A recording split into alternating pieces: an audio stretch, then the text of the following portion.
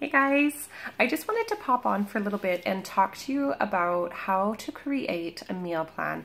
Now, I know that we've given you some meal plans that come with some recipes and a grocery shopping list and that sort of thing, but the whole purpose of this group is to teach you how to create a meal plan so that you can do it for yourselves and not just do it for the next week, but to be able to continue to do this.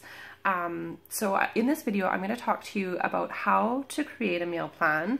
I'm going to talk to you about how to know how many servings of each food group that you need, along with the proper portion sizes for those food groups.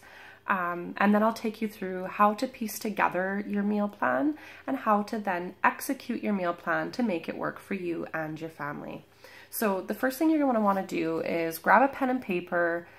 If that's what works for you. For me, I am such an old school pen to paper kind of girl, but if you're proficient with Excel or Microsoft Word or some sort of document on the computer, by all means, please feel free to do it that way. You have to do what works for you. That's the most important step.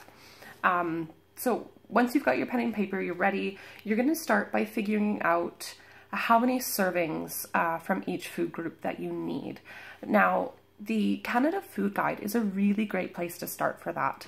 They have, a list, depending if you're male or female or what age you are, to say like, this is how many servings of fruits and vegetables, or how many servings of grains, or how many servings of meats or milks, etc. So that's a really good place to start. But with that being said, it is just a guideline. So that's based on a 2,000 calorie diet. So if you are less active than the average person, you should probably not eat quite that much. Whereas on the flip side, if you're more active than the average person, you should probably eat a little bit more. So you just kind of have to find that fine balance of where your body feels good. So I mean, you can definitely start at what the Canada Food Guide recommends, but again, depending on your activity levels and your metabolism, you'll have to kind of base it off that. So anyways, as per the Canada Food Guide, for a female anywhere from 19 to 50 years of age, you should be getting 7 to 8 fruits and vegetables every day. Now that's not 7 fruit and 7 vegetables. That's 7 to 8 combined fruits and vegetables. 6 to 7 grains. And now when you're choosing grains, especially when you're trying to follow a clean eating diet, stick to whole grains. Whole grains are so much healthier for you. Whole grains are what we refer to as complex carbohydrates.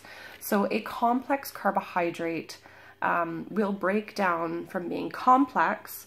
It'll break down in your body to a simple carbohydrate, and then it will break down into sugar. So obviously sugar actually doesn't have a function in your body. Your body does not need sugar to survive. So when you eat those simple carbohydrates such as white pasta, white bread, white rice, it just breaks down into sugar. Whereas if you eat those whole grains, they first break down into the simple carbohydrate and then into the sugar. So your body just has that much more time to really pull those good nutrients from it. So really focus on trying to make simple switches. Get a whole grain pasta instead of white pasta. Try and get whole grain bread instead of white bread, or brown rice instead of white rice. That is such a simple switch. My kids didn't even notice that we were using brown rice. It doesn't have to be wild rice or anything crazy like that. Just, Uncle Ben's converted brown rice. That works. It's a great switch.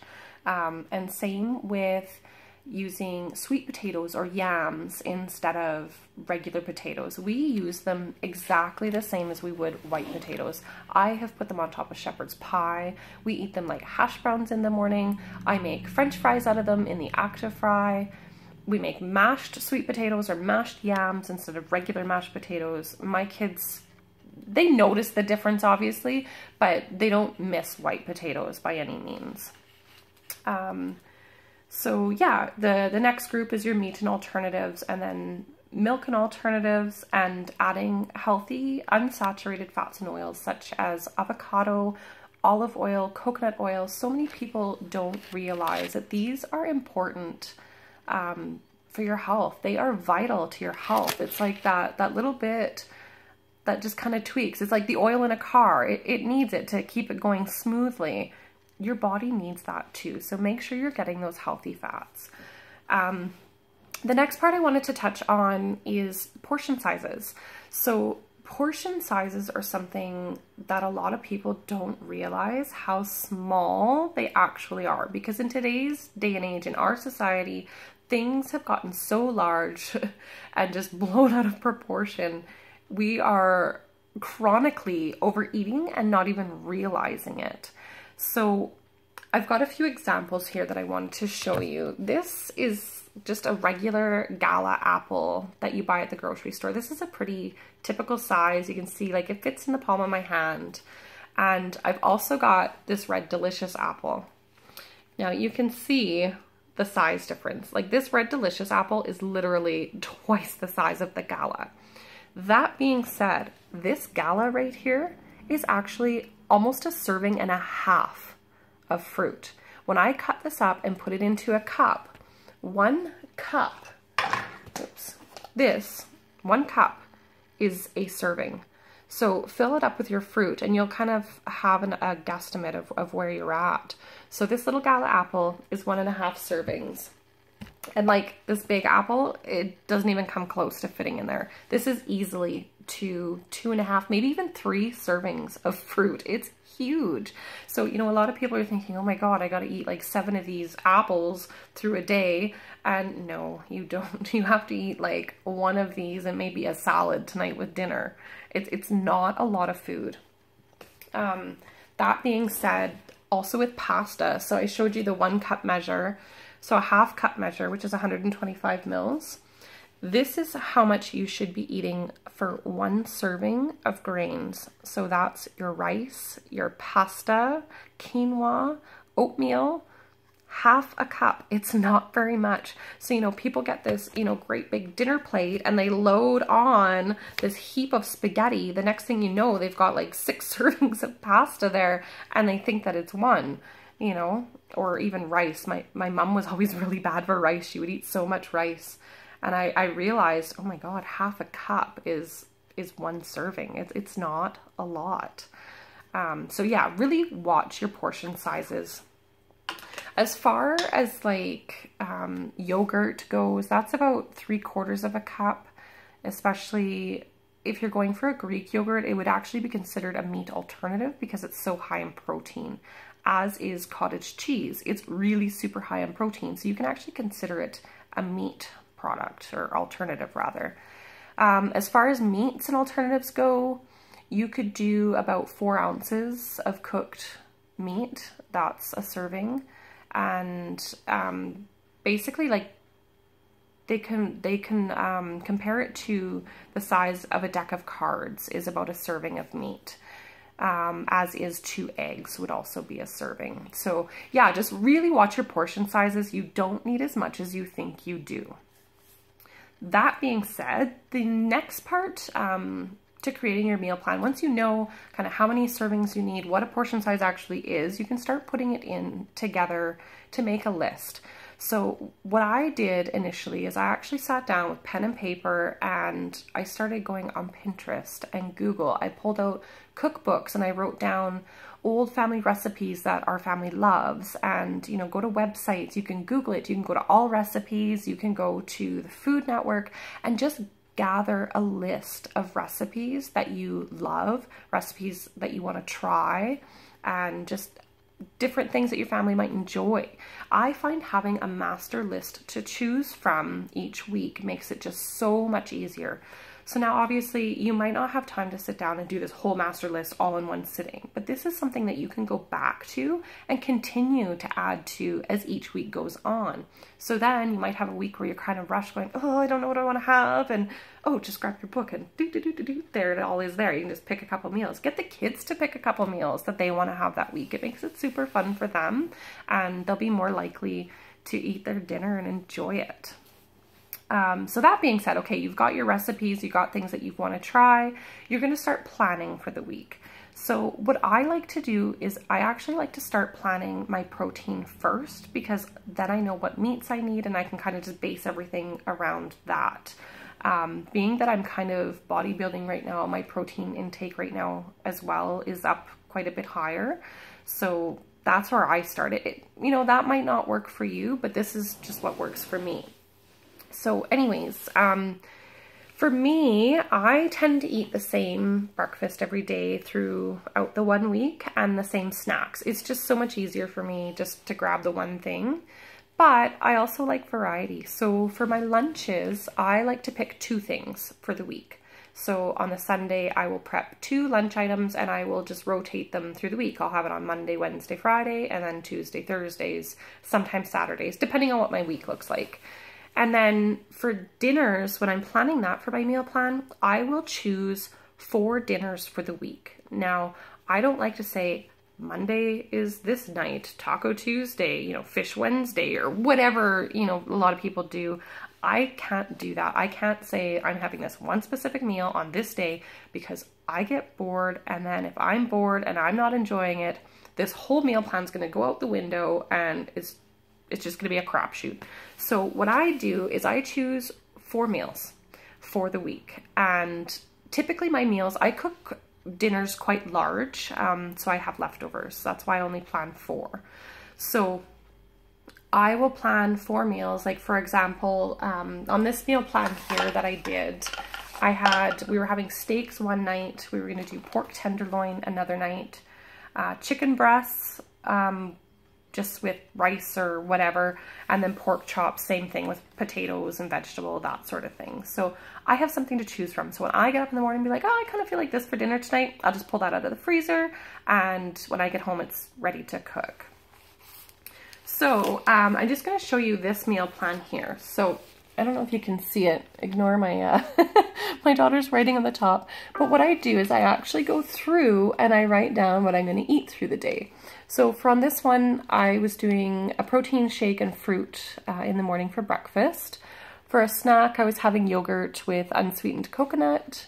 And then a sandwich, just half a sandwich with chicken and lettuce, a little bit of mustard. And another snack was just some veggies and dip. Then I was going to have my lunch, which I had planned that week to have taco stuffed peppers and a peanut noodle salad. So I would rotate that through the week. And then my afternoon snack was 2 servings of fruit. And then dinner, which we were choosing from, like I mentioned, the steak, the pork tenderloin, the chicken breast, the pork chops. So once you've got your list of what you're going to eat for the week, then you can go through and figure out what you need from the grocery store. So I would go through and be like, okay, well, I definitely need fresh fruit. So I write down, okay, well, I need bananas, I need some apples, you know, and always referencing what you already have and what needs to be used up. That's something else that you can look at before you start your meal plan is, you know, if you've got some vegetables that need to be used up, you can put them onto your meal plan to use those up. Or, you know, maybe you have some meats in the freezer that need to get used up, that sort of thing. You get the idea. So anyways, I go through, you know, I've got my list up here, my lunches, my dinners, and then I just go through and I write my grocery list. So I'm going through like, yep, I need that, yep, I need that, and I'm just adding it to the bottom. So it's all together, super organized. And then what I do, so that, you know, you've got your grocery list, you're ready to go shopping on the Sunday, or the Saturday rather, and do your prep on the Sunday. So anything that I need to prep, I've actually just written down here, prep. I need to prep my chicken, my eggs, my yogurt. I make my own yogurt, and then some veggie bags, like just veggies and dip. So super simple. It doesn't have to be very complicated at all. And then for me, the last step for me is I actually take it from this, because this is just like my grocery list, you know, planning what I'm doing. It ends up really messy, and I'm type A kind of OCD. So I actually got this really great little binder. So this here is called a Happy Planner. I got it from Michaels. I think you can get them online, possibly Amazon. I'm not 100% on that. A couple girls have been asking. So anyways, a binder, it's super, you can personalize it. You get your own, you know, binder for it, your own cover. You don't have to get the binder, but I just thought it was super cute. I'm always in the kitchen with mine at work and at home, so it's just super easy to wipe. Anyways, on the inside, it looks like this. So you add this piece to it, like into the cover. So I've got the fitness version of it because it has this super handy meal plan guide. So it's got all the days of the week where I can write in what I'm having for each meal: breakfast, snack, lunch, snack, dinner, snack. And then it's got this cool spot at the bottom where I can actually track my workouts to say, you know, what workout I'm doing that day. And I can track my water if I've been drinking enough. And it's got a little place for notes. And then it also has this really super cool, you can add what are called daily pages. It's another extension.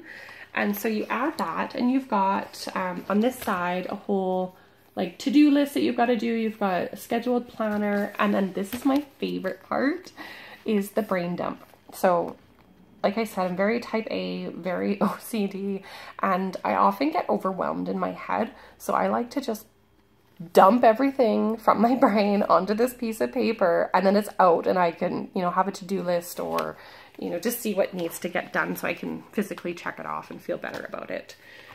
So anyways, that's just my way of staying organized with my meal plan. Like I mentioned earlier, if you're proficient with Microsoft Excel or Microsoft Word, or just, you know, if you have a different method to keep track of your meal plan, by all means, you have to do what works for you. And yeah, I think that's kind of all the advice I have for you. Once you have your meal plan, you have your shopping list, you're ready for day 3. Have a great day, guys. See you later.